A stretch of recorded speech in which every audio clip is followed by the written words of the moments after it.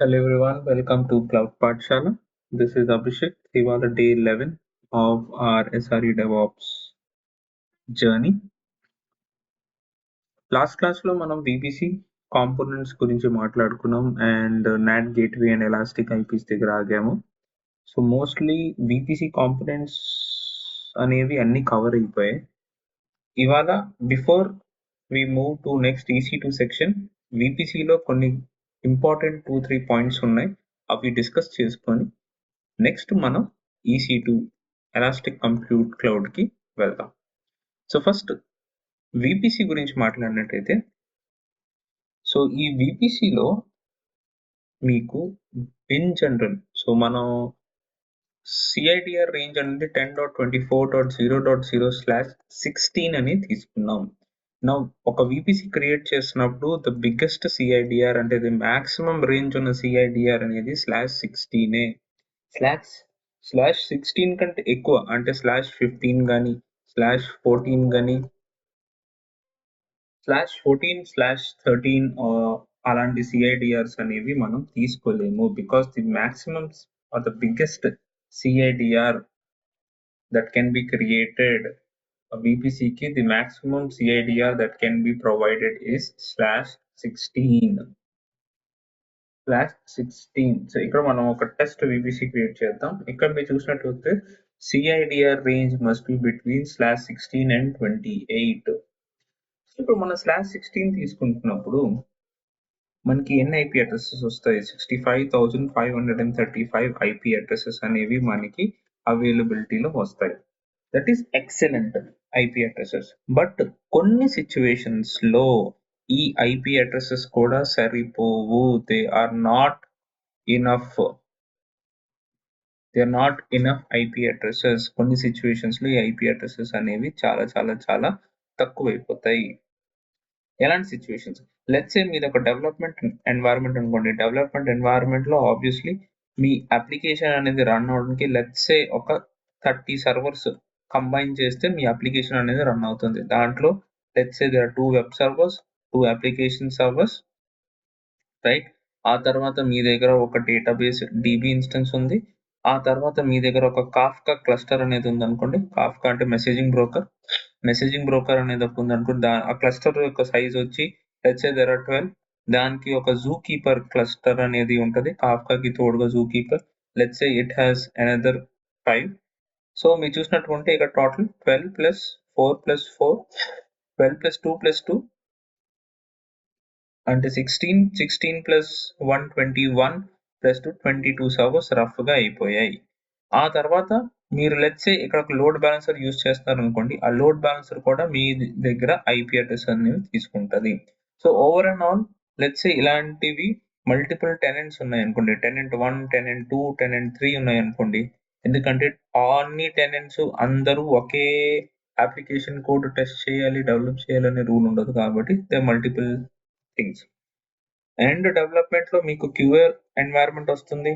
there is a QA environment, there is a dev environment, there is a test environment, then there is a staging environment. So ఇలాంటి environments అన్ని కలిపి కొన్నిసార్లు ఏమవుతుందంటే మీకు 65,535 IP addresses కూడా సరిపోవు. అలాంటప్పుడు మీరు ఏం చేస్తారు? ఒక 6-7 ఇయర్స్ ముందు ఏం చేసేవాళ్ళంటే ఇంకొక VPC అనేది క్రియేట్ చేసుకునేవాళ్ళు. సో ఇంకొక ఆప్షన్ లేనందువలన we used to create second VPCకి ఏం చేసేవాళ్ళం? ఈ VPCకి 10.24.0.0/16 CIDR ఉంది కాబట్టి నెక్స్ట్ VPC 10.25.0.0/16 ఇంకొక CIDR చూస్ చేసుకొని అప్పుడు ఇంకొక VPC యూజ్ చేసుకొని ఆ మిగిలిన అప్లికేషన్ కాంపోనెంట్స్ అనేది ఆ VPCలో మనం పెట్టేవాళ్ళం. బట్ ఒక 6-7 ఇయర్స్ ముందు ఏమైందంటే AWS లో మల్టీ CIDR ఫర్ VPC అనే కాన్సెప్ట్ వచ్చింది. Multiple CIDRs. అప్పుడు ఏమవుతుందంటే ఒక VPCకి మీరు /16 బిగ్గెస్ట్ CIDR కదా, ఇలాంటివి ఇంకొక 4 CIDRs మీరు యాడ్ చేసుకునే కేపబిలిటీ ఉంది. capability to add 4 more CIDRs అంటే total of 5 CIDR ranges is possible in a VPC.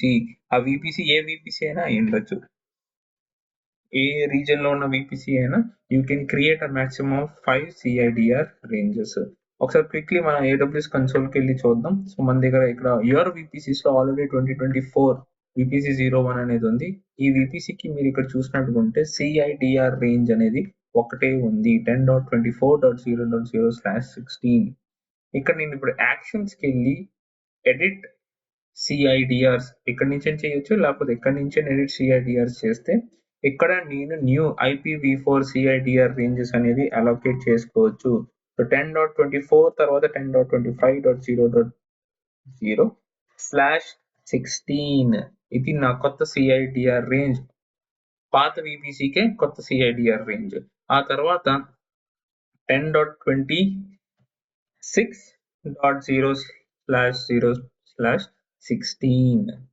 ఆ తర్వాత 10.27.0.0/16.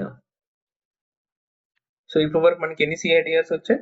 4 CIDRs వచ్చాయి. సో మనం ఇంకొక CIDR అనేది యాడ్ చేసుకోవచ్చు, దట్ ఈస్ 10.28.0.0/16. ఇంకొక CIDR యాడ్ చేస్తే మీకు ఏమొస్తుంది? ఒక ఎర్రర్ వస్తుంది. ఆ ఎర్రరే 10.29.0.0/16 చేస్తే ఇక్కడ మనకి ఎర్రర్ వచ్చింది. The network VPC has met the maximum number of allowed CIDR ranges, that is 5. అంటే మీరు మాక్సిమం మీరు 5 CIDR రేంజెస్ అనేవి సెలెక్ట్ చేసుకోవచ్చు. This is how you can increase the capacity of your VPC. Me VPC 65,535 IP addresses ఉన్న VPC కి total ఒక 5 CIDRs పెట్టి మీరు దాన్ని కెపాసిటీని పెంచొచ్చు. ఇక్కడ యాక్చువల్గా మనకి 65,536 IP addresses వస్తాయి కదా, 0 నుంచి స్టార్ట్ అవుతుంది కాబట్టి అది into 5 CIDRs is equal to 3,27,680 IP addresses, right? So మీ VPC అనేది ఇంత పెద్ద నెట్వర్క్ ని కూడా హోస్ట్ చేయగలదు. ఇలాంటి నెట్వర్క్స్ ఎక్కడ పనికొస్తాయి? IoT, internet of things, IoT devices, IoT environments, IoT related VPCs లో మీకు డెఫినెట్ గా దీస్ మెనీ IP addresses అనేవి అవసరం వస్తాయి, because there are lot of components that are added.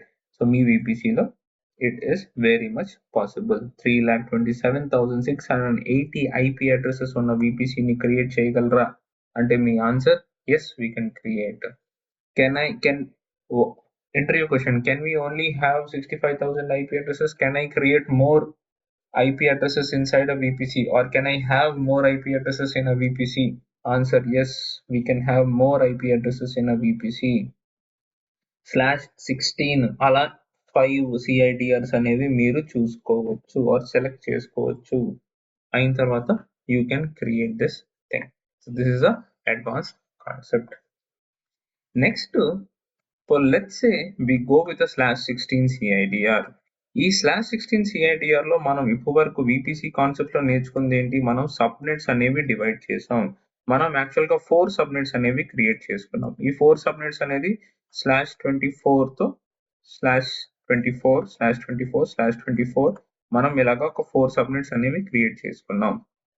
So ప్రస్తుతం సబ్నెట్స్ అనేవి క్రియేట్ చేసుకున్నాం, కానీ మీరు ఇక్కడ ఇంకొక పాయింట్ నేను మీకు చెప్పాలి. ఈ VPC లో డిఫాల్ట్ గా మీకు గుర్తుంటే ఒక రౌట్ టేబుల్ అనేది ఆల్వేస్ క్రియేట్ అయిపోతుంది. ఈ రౌట్ టేబుల్ లో మీకు గుర్తుంది automatic there is a default rule that is of the VPC CIDR. ఇప్పుడు మనం VPC CIDRs పెంచాం కదా, 5 VPC CIDRs చేసాం కదా, అలాంటప్పుడు రౌట్ టేబుల్ లో రౌట్స్ కూడా మారుతాయా మారవా? ఎస్, ఆటోమేటిక్ గా మారిపోవాలి. So let's actually refresh the page refresh చేసినట్టుకుంటే రౌట్స్ అనేవి చూసినట్టుకుంటే మీకు ఇక్కడ 5 VPC CIDRs అనేవి కనిపిస్తుంది. Not just the default rule, మీరు క్రియేట్ చేసిన ప్రైవేట్ రౌట్ టేబుల్ లో కూడా ఆటోమేటిక్ గా అన్ని CIDRs అనేవి మీకు కనిపిస్తుంది. That is the capability AWS has provided. మీరు అక్కడ CIDRs పెంచిన వెంటనే రౌట్ టేబుల్స్ లో ఆటోమేటిక్ గా మీకు రౌట్స్ అనేవి యాడ్ అయిపోతాయి, మీరు ఏమి చేయక్కర్లేదు, right? So that is about multi CIDR ranges. So ఇప్పుడు మనం ఏం చేస్తామంటే ఇక్కడ ఏడబ్ల్యూఎస్ కన్సోల్ లో మీకు ఇక్కడ చూసినట్టుకుంటే ఒక అద్భుతమైన ఎర్రర్ వచ్చింది. సో వెరీ గుడ్, మనకు ఆ ఎర్రర్ వచ్చినందుకు. So let's also discuss what this is about. So మీరు ఇక్కడ చూసినట్టుకుంటే ఈ ఎర్రర్ అనేది black hole VPC black hole route table లో ఒక బ్లాక్ హోల్ అనే ఎర్రర్ వచ్చింది. What is this black hole? Black hole అంటే నిజంగానే ఒక స్టార్ అనేది చచ్చిపోయి బ్లాక్ హోల్ అని క్రియేట్ అవడం కాదు.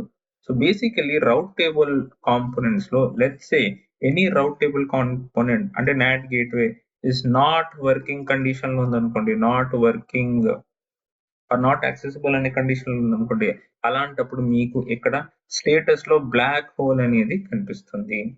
ఈ నాట్ గేట్వే ఎందుకు నాట్ వర్కింగ్ కండిషన్ లో ఉంది? Because in the previous class we deleted the NAT gateway. We deleted the NAT gateway. ఎందుకు డిలీట్ చేస్తాం? To save cost. To save cost we actually deleted the NAT gateway so that we don't want it. Right? So అందుకు ఇక్కడ black hole అనే status అనేది ఏర్పడింది. So in rate table మీకు ఎప్పుడైనా రౌట్ table లో రౌట్స్ లో ఎప్పుడైనా బ్లాక్ హోల్ కనిపిస్తే ఆ రిసోర్స్ ఆ టార్గెట్ యొక్క హెల్త్ ని చెక్ చేసుకోండి. ఆ టార్గెట్ యొక్క హెల్త్ ని చెక్ చేయండి. The health might be degraded or delete అయిపోయి ఉండొచ్చు. రిసోర్స్ ఐదర్ డిలీట్ అయిపోయి ఉంటుంది or the health of the resource is not okay. అది మీది ఒక ట్రబుల్ షూటింగ్ స్టెప్ అన్నమాట. ఓకే, ఇప్పుడు నేను ఏం చేస్తానంటే మన రౌట్ టేబుల్ మన విపిసికి మల్టిపుల్ రౌట్ టేబుల్స్ అనేవి అటాచ్ చేస్తాం కదా, 5 సిఐడిఆర్ రేంజెస్. ఇవి యాక్చువల్ గా డిలీట్ చేసేసి మన ఒరిజినల్ సిఐడిఆర్ రేంజ్ ని మనం పెట్టుకుందాం, just to avoid confusion in the rest of the course. So 10.24.0.0/16 ఈ సిఐడిఆర్ రేంజ్ ని మీరు డిలీట్ చేయలేరు. ఇంకొక సిఐడిఆర్ రేంజ్ ఉంటున్నప్పుడు కూడా మీరు ఆ సిఐడిఆర్ రేంజ్ ని డిలీట్ చేయలేరు. So let's add CIDR. మీరు ఫస్ట్ క్రియేట్ అయిన సిఐడిఆర్ మాత్రం డిలీట్ చేయలేరు, అది గ్రేడ్ అవుట్ గా ఉంటుంది. Right? So this is the thing. So ఇక్కడ మీరు ఇప్పుడు రౌట్ టేబుల్స్ చూసినట్టుకుంటే సడన్ గా రౌట్ టేబుల్ లో రౌట్స్ అనేవి మీరు ఇక్కడ పేజ్ రిఫ్రెష్ చేసినట్టుకుంటే రౌట్స్ అన్ని పోయి you would only be left with one CIDR range. మీకు ఒక సిఐడిఆర్ రేంజే కనిపిస్తుంది. Okay, so this is about the route tables. ఇప్పుడు మనం మన విపిసిలో /24 సబ్నెట్స్ అనేవి క్రియేట్ చేసాం. 24/24 సిఐడిఆర్ అనే సబ్నెట్స్ క్రియేట్ చేసాం.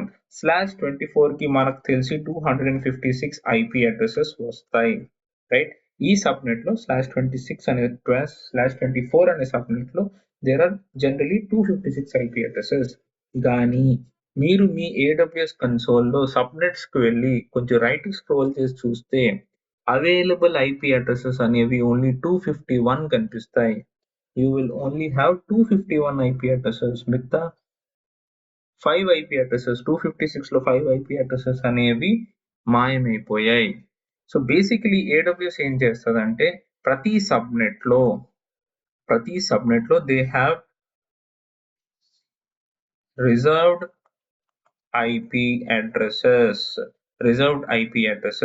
ఆ రిజర్వ్డ్ ఐపీ అడ్రసెస్ ఏంటో ఇప్పుడు తెలుసుకుందాం. సో ఏడబ్ల్యూఎస్ సబ్నెట్ రిజర్వ్డ్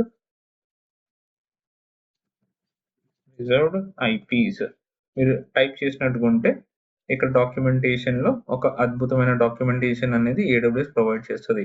ఈ డాక్యుమెంటేషన్ లో ఏడబ్ల్యూఎస్ ఏం తీసుకుంది? 10.0.0.0/24 అనే సిఐడిఆర్ తీసుకుంది. దేనికి? ఒక సబ్నెట్ కి. మన కేసులో మన సిఐడిఆర్ ఏంటి?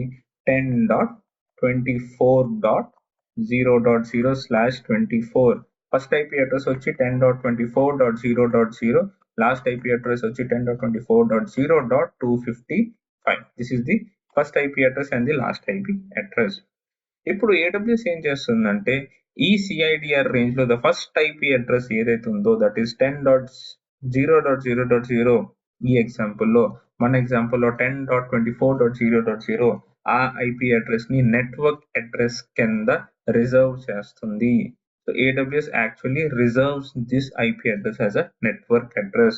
సో ఎలాగ మనకి ఒక IP అడ్రస్ అనేది తగ్గుతుంది. Second IP address is reserved by the VPC router. ఇక రౌటర్ అంటే మీకు మన ఎగ్జాంపుల్స్ లో డౌట్ రావచ్చు, ఈ EC2 ఇన్స్టెన్స్ కి ఎలా తెలుస్తుంది రౌటర్ కంటే ఎక్కడ ఉంది? రౌట్ టేబుల్ దగ్గరికి వెళ్ళిపోవాలి. రౌట్ టేబుల్ దగ్గర మన డీటెయిల్స్ తెలుసుకోవాలని తెలుస్తుంది.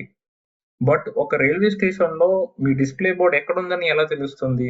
Actually this rate table is actually provided an IP address that is the VPC router IP address that is 10.0.0.1 in this case. మన కేసులో 10.24.0.1 అని IP అడ్రస్ యాక్చువల్లీ రౌటర్ కి కేటాయిస్తారు, రైట్? సో దీంట్లో 10.24.0.0 అనేది నెట్వర్క్ అడ్రస్ కింద తీసుకున్నారు. 10.24.0.1 అనేది VPC రౌటర్ కింద తీసుకున్నారు. ప్రతి సబ్నెట్ లోనూ VPC రౌటర్ యొక్క IP అడ్రస్ ఉంటుంది. నాట్ VPC రౌటర్ అంటే VPC మొత్తానికి ఒక IP అడ్రస్ ఉండడం కాదు. ప్రతి సబ్నెట్ లోనూ ఒక రౌటర్ కి IP అడ్రస్ తీసుకుంటారు. So that is nothing but the place or the situation where route table is situated. Next 10.0.0.2 ఇది మీకు DNS కి రిజర్వ్ చేశారు. This is reserved by AWS for DNS server. అంటే మీకు AWS లో domain name system DNS provide చేస్తుంది కదా AWS. ఆ DNS సర్వర్ యొక్క configuration is the third IP address, that is 10.24.0.2. This is for DNS, right? ఆ తర్వాత 10.0.0.3 అనే IP address AWS future use కోసం అలోకేట్ చేసుకుని ఉంచుకుంది. They actually are not using it. వాళ్ళకి కూడా తెలియదు ఎందుకు యూజ్ చేయాలో అనేది. బట్ ఫ్యూచర్ లో అవసరం ఉండొచ్చేమో అని ఆల్రెడీ ఒక IP అడ్రస్ అనేది రిజర్వ్ చేసి వాళ్ళు పెట్టుకున్నారు. That is for future purpose. It is reserved for future purpose. And then the last IP address in the CIDR, that is 10.24.0.0 in మన కేసులో 10.0.0.255 ఈ ఎగ్జాంపుల్ కేసులో that is the broadcast address. దీన్ని network broadcast address కింద allocate చేసి ఉంచారు. So like this 5 IP addresses in total, 5 IP addresses అనేవి AWS రిజర్వ్ చేసుకొని ఉంచుకుంటుంది. These are called as reserved IPs in AWS. Reserved IPs in AWS. So there are a total of 5 IP addresses, right? So ఇది అనేది ఒక concept. So this is also very important. Interview question కింద అడగచ్చు మీకు. So what are the reserved IP addresses in AWS, right? So AWS subnet లో ఎన్ని reserved IP addresses ఉంటాయి? 5. మీకు గుర్తుంటే అన్ని పేర్లు కూడా చెప్పొచ్చు, గుర్తు లేకపోయినా పర్వాలేదు. But at least you should know that 5 IP addresses are not available for use. అంటే మీరు ప్లానింగ్ చేస్తున్నప్పుడు లెట్స్ సే ఇక్కడ మనం VPC క్రియేట్ చేస్తున్నప్పుడు ద మినిమం సబ్నెట్ మాక్సిమం అనేది /16 చూసాం. అదే మినిమం అనేది ఎంత ఉంది? /28 ఉంది. /28 కి ఎన్ని CIDR to IP address range చేసాం అనుకోండి. CIDR to IP calculator open చేసాం అనుకోండి. ఇక్కడ మీకు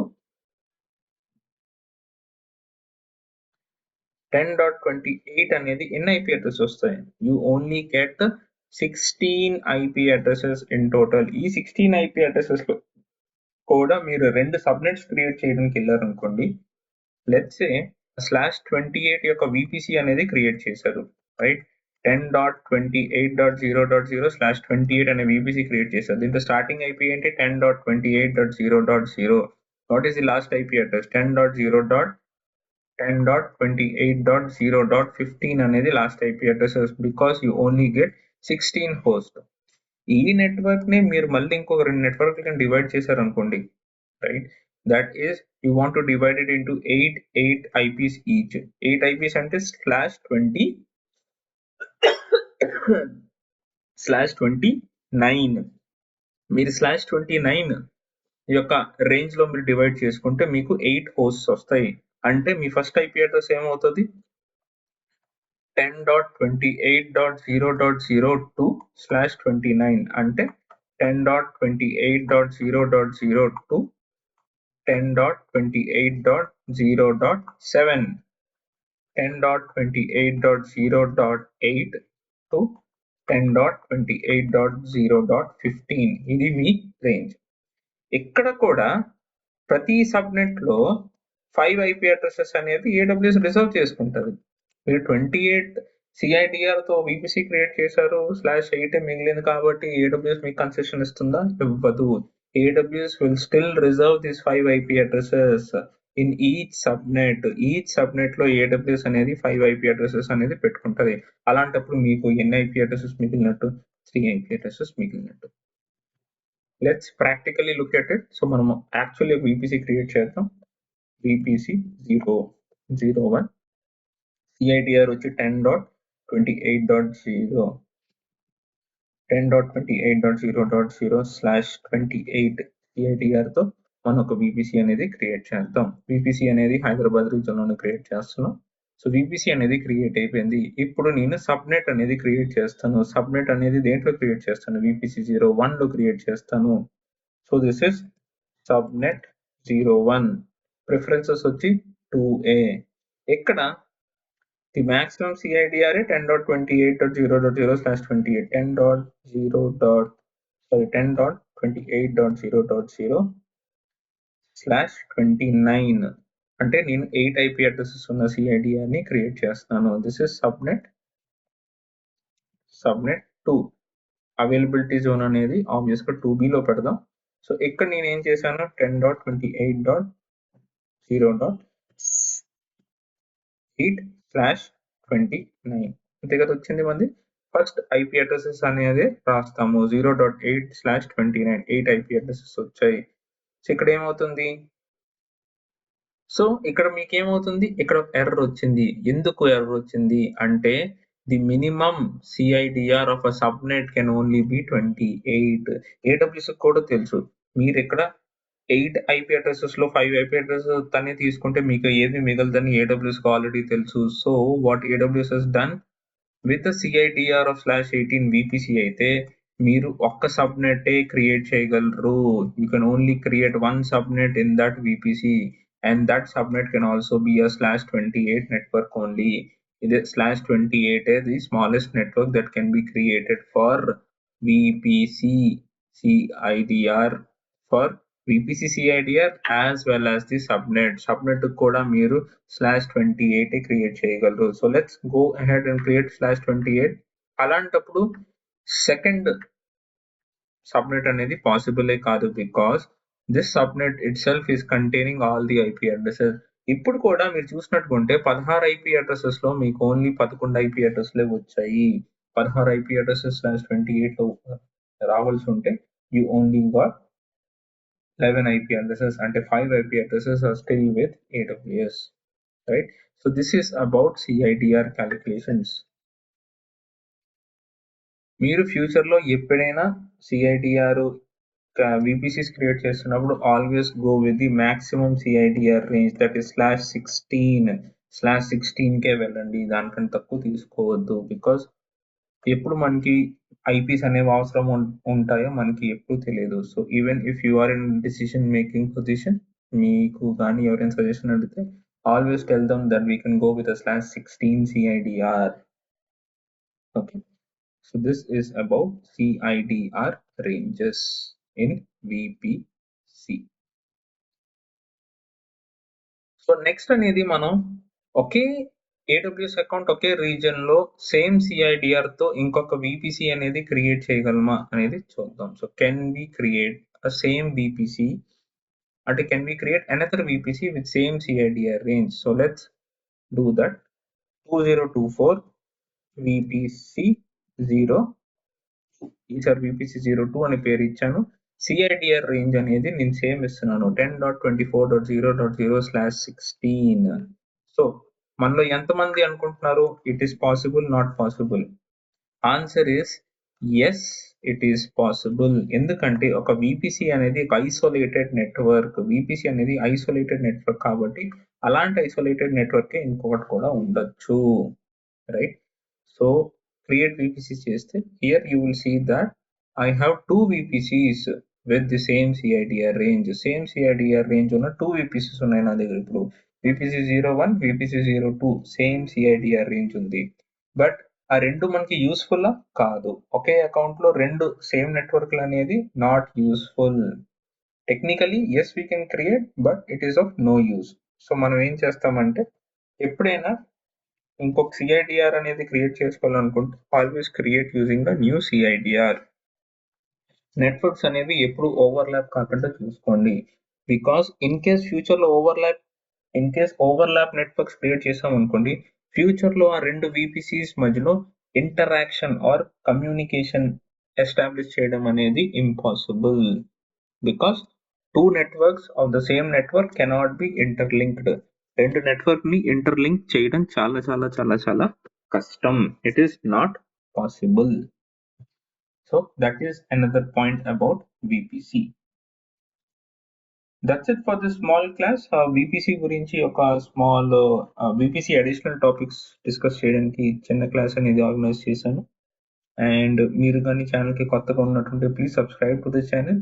if you have not watched any of our previous videos, డెఫినెట్గా strongly recommend you to watch all the videos and gain expertise with AWS. Like చేయండి and definitely share it across with your friends if you would like them to also gain knowledge, and definitely recommend చేయండి channel ని. Thank you so much for watching. Keep having a great day. Thank you. Bye bye.